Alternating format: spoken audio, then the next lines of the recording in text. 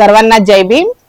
येणाऱ्या 14 एप्रिलला आपण जगभरात डॉक्टर बाबासाहेब आंबेडकर यांची जयंती मनवत असतो। त्या जयंतीनिमित्त सर्व भारतवासियांना माझ्याकडून जयंतीच्या खूप खूप शुभेच्छा।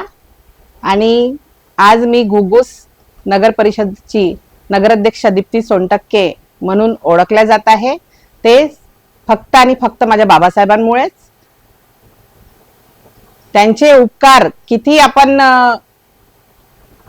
किती मानावे ते शब्दांनी नाही, आपल्या अंतकरणातून त्यांचे उपकार आपण मानत असतो। आज बाबासाहेबांनी महिलांसाठी एक खूप सुंदर बिल बनवलेलं आहे, ज्याला हिंदू कोड बिल असे म्हणतात। त्यामध्ये महिलांसाठी इतक्या साऱ्या उपाययोजना बाबासाहेबांनी करून ठेवल्या आहे। त्यात महिलांना आज पुरुषांच्या बरोबरीने जो हक्क मिळाला पाहिजे तो त्याच्यात नमूद केलेला आहे। त्याचप्रमाणे महिला सशक्तीकरणातून हिंदू कोड बिलचा महत्त्वाचे योगदान आहे। आणि त्याचप्रमाणे भारतीय संविधानामुळे महिलांना आज राष्ट्रपती, खासदार, सरपंच, उपसरपंच, त्याचप्रमाणे इतर कोणत्याही पदावर आज मी नगराध्यक्ष पदी पण आज फक्त आणि फक्त बाबासाहेबांमुळेच बसू शकली।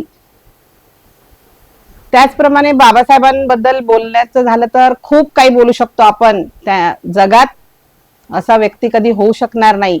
सागराचे पाणी कधी आटणार नाही, सूर्याचे तेज कधी मिटणार नाही, हजार जन्म घेतले तरी बाबासाहेबांचे उपकार कधी विसरणार नाही।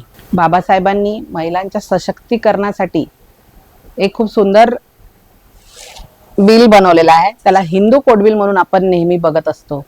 त्या हिंदू कोड बिल मध्ये महिलांसाठी बाबासाहेबांनी इतक्या साऱ्या तरतुदी करून ठेवल्या आहे की त्याच्यामुळे आज महिलांना फक्त चूल आणि मूल इतकीच त्यांची पायरी नाही आहे, तर आज जगभरात म्हणा किंवा आपल्या भारतातल्या महिलांना आता आधी फक्त चूल आणि मूल इतकंच होतं, पण आज महिला घराच्या बाहेर पडल्या आहेत, शिक्षिका झाल्या आहेत, डॉक्टर झाल्या, इंजिनियर झाल्या। प्रत्येक क्षेत्रात आज पुरुषांच्या खांद्याला खांदा लावून आज महिला पुढे जात आहेत।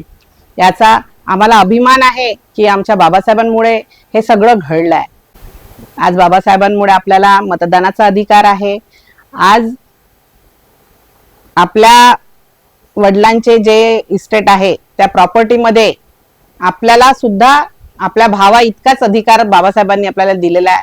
प्रत्येक क्षेत्रात, शैक्षणिक क्षेत्र असो, राजकीय क्षेत्र असो, प्रत्येक क्षेत्रात बाबासाहेबांनी आपल्या महिलांना पुढे जाण्याची संधी दिलेली आहे। तर माझं इतकंच म्हणणं आहे की प्रत्येक महिलांनी बाबासाहेबांचे ऋणी असायला पाहिजे। आज ते नसते तर आपण नसतो। पुनश्च माझ्याकडनं सर्व भारतवासियांना डॉक्टर बाबासाहेब आंबेडकर जयंतीच्या खूप खूप खूप खूप शुभेच्छा। जय भीम, जय संविधान।